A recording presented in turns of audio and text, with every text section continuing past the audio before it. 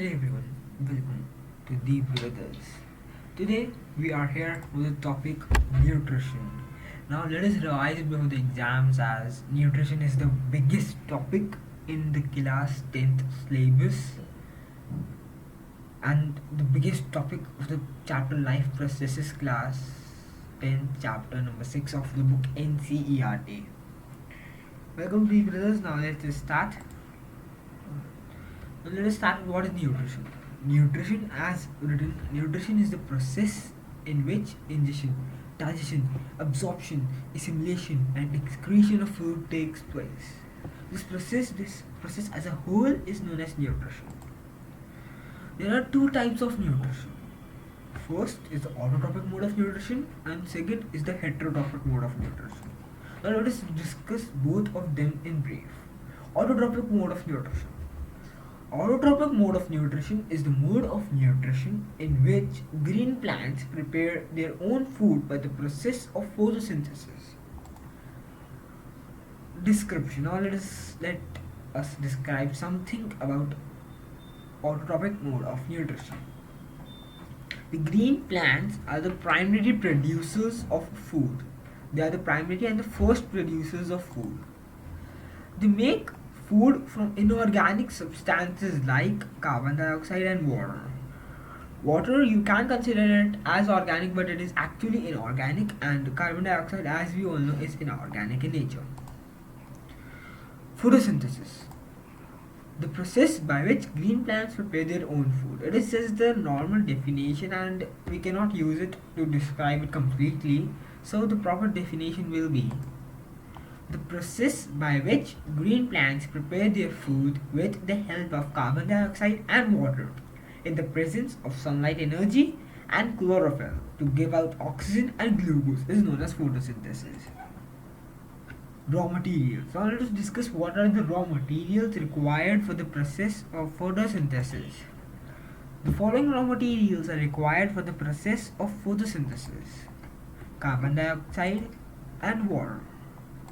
Now let us discuss how are these raw materials obtained. These raw materials are obtained from the following. Carbon dioxide, as we know, is obtained from the air, the carbon dioxide which we exhale out, and water is absorbed from the soil. Now what are the necessities? The necessities during the process of photosynthesis are sunlight. Sunlight is the basic and the first most priority and the first most necessity for the process of photosynthesis, because it is required to provide energy. When we, let's say, start a car, we drive a car in fact, when we drive the car we need energy, we need fuel or electricity, battery to run the car. And that, if we suppose we are making tea in a pan, so we need gas or the induction on which we can, the heat instead, on which we can boil the tea. So sunlight is the energy, the induction, the gas, the fuel which we require for photosynthesis. Not we, the plants required for photosynthesis. And then the chlorophyll. Chlorophyll is the pan in which the process of photosynthesis takes place. These are required because sunlight is required for the energy needed during the whole process, as we discussed just a few seconds before. And chlorophyll is like the pan in which the process will take place. Now let us go brief with the chemical equation of photosynthesis, as it is a very important. The chemical equation of photosynthesis is C6CO2 plus 12 H2O will give us C6H12O6 plus 6O2. Events. Now let us discuss the events during the process of photosynthesis. The following events occur during the process of photosynthesis: absorption of sunlight, conversion of light energy into chemical energy, and breakdown of water molecules into hydrogen and oxygen atoms, and reduction of carbon dioxide into carbohydrates or glucose. Stomata. air or the CO2 is obtained from the lower surface of the leaves with the help of small pores called stomata. We have discussed stomata in earlier classes in 8th, and it is a very simple topic. Now let us be familiar with the guard cells and in fact the stomatal pore, the diagram of the stomatal pore. This is an open stomata. As you can see, air can take exchange. This is a closed one. These are the guard cells. These are the kidney shaped, bean shaped cells which regulate the opening and the closing of the stomata. These are regulated by water. When the water fills in it, the guard cell swells and it opens the stomata. And when the water shrinks out of the cell, the guard cell shrinks too and the stomata closes. Cross section of the leaf. Now let us have a look on the cross section of the leaf, as it is very important too. Okay, so this is the cross section of the leaf. The chlorophyll is present in the chloroplast, which is around here. So chlorophyll is present here. These are the guard cells, and the air takes place, the exchange of air takes place here. Okay, so we have discussed that there are two types of mode of nutrition: autotrophic mode of nutrition and heterotrophic mode of nutrition. We have discussed autotrophic mode of nutrition in brief, so now let us discuss heterotrophic mode of nutrition. Heterotrophic mode of nutrition. The mode of nutrition in which an organism cannot make its own food from simple inorganic materials like carbon dioxide and water, and depend on the other organisms for their food. For example, human beings, dog, cow, etc. Types of heterotrophic mode of nutrition. Heterotrophic mode of nutrition can be classified on two bases. First, the type of food they eat, and second, the mode by which they obtain their food. So now let us first discuss the food they eat on the basis of the food they eat. On the basis of the food they eat, heterotrophs can be classified on three types. First, herbivores, second, carnivores, and third, omnivores. Herbivores are the organisms or the animals which eat only plant food, example cow, goat, etc. Carnivores are the animals that eat only flesh, for example tiger and lion. And omnivores are the animals which eat both plant as well as flesh food, for example human beings and bear. I am not discussing it in more detail because you have studied it and we are well thorough with it. Types of heterotrophic mode of nutrition. One can classify heterotrophic mode of nutrition on two bases. We have discussed it. The food, by the food they eat, and the mode of nutrition by which they obtain food. We have discussed on the type of food they eat, so now let us discuss on the mode of nutrition by which they obtain food. By this process, they can be classified into three types. First, parasitic mode of nutrition, second, saprotrophic mode of nutrition, and third, holozoic mode of nutrition. Parasitic mode of nutrition.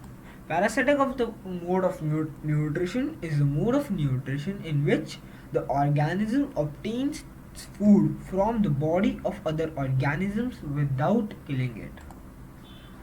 The body from which the parasite obtains is called the host. For example, roundworm. Saprotrophic mode of nutrition. The mode of nutrition in which an organism obtains its food from dead and decaying matter. For example, mushrooms.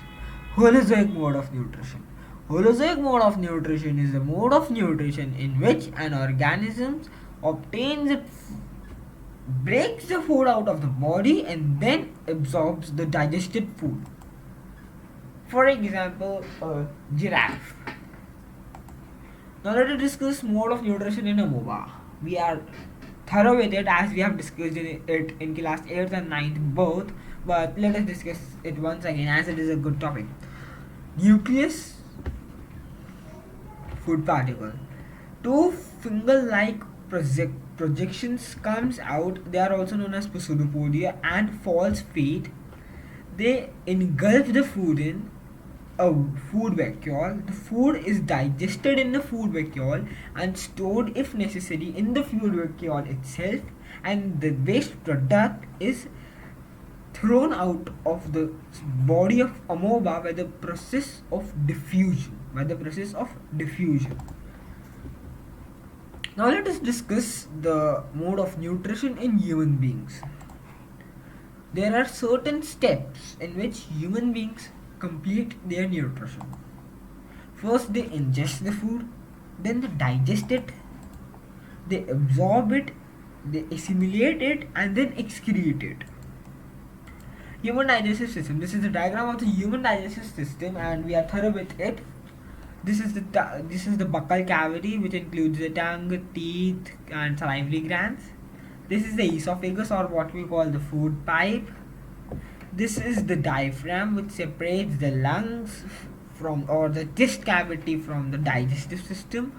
This is, as we can see, the gallbladder. This is the liver. This is the stomach.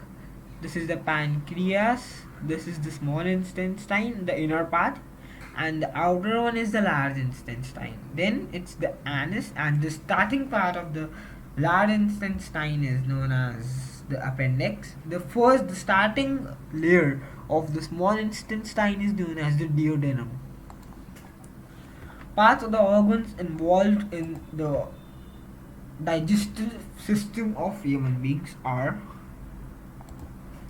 the mouth, or instead the buccal cavity, the food pipe or the esophagus, stomach, small intestine, large intestine, and the rectum. We generally don't say it anus and consider it as rectum, because all the waste product is stored in the rectum and it is just passed out through the anus. Secretions. The whole digestive system receives many secretions from one or the other gland, which are as follows. Salivary glands secrete some enzymes, the enzyme saliva. Liver secretes bile. Pancreas secretes pancreatic juices, and the small intestine itself secretes some juices. Okay, so now let's start with the mouth.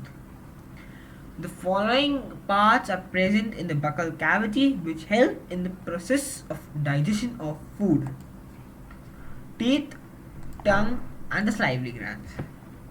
So now let us discuss the roles of, the functions of teeth, tongues, and saliva in some detail. Teeth. Function of teeth. The teeth bite the food, chew the food, and grind the food. The tongue. Function of the tongue is it mixes the food well with saliva and it tastes the food. If there was no tongue, then we would have eaten anything. Saliva. Saliva is secreted in the mouth by the salivary glands. Its functions: it moistens the food and breaks the starch into simple sugars. Esophagus. It's a connecting pipe between the buccal cavity and the stomach. No digestion takes place here, only the action of saliva continues. And the peristaltic movements are the movements which pushes the food down towards the stomach and makes sure that the food is not thrown up. That means it does not come back in our mouth. Stomach. Stomach secretes the following. It secretes HCl, hydrochloric acid. It secretes mucus, and it secretes the enzyme pepsin. It is said that the food remains in the stomach from around 3 to 5 hours. Functions of HCl. To activate the enzyme pepsin. Pepsin works only in the acidic medium, and that is only the function of, not only, but it is a main function of HCl. HCl is being an acid, also kills the germs and bacteria present in the food. Functions of mucus. Mucus protects the inner lining of the stomach from the harmful effects of HCl. It is the sole function of mucus. Functions of pepsin. It digests the protein present in the food. Small intestine. Small intestine. It is the main organ for the digestion and absorption of food. The digestion process takes place here or completes here, and the absorption process starts from here. The final digestion of fats, carbohydrates, and proteins take place here. Secretions. Lipase, small intestine, receives secretions from pancreas, pancreatic juices, which contain lipase, trypsin, and bile juice from the liver. Functions of lipase. Lipase digests fats and carbohydrates. Trypsin digests both trypsin and pepsin digest proteins, not only trypsin. The function of trypsin and pepsin is to digest proteins. See, all the enzymes that end with IN digest proteins. Conditions that make the small intestine suitable for absorption. Small intestine has finger-like structures. It is richly supplied with blood vessels for the fast transport of digested food. Villi. They are the finger-like structures whose functions is to increase the surface area for absorption of digested food.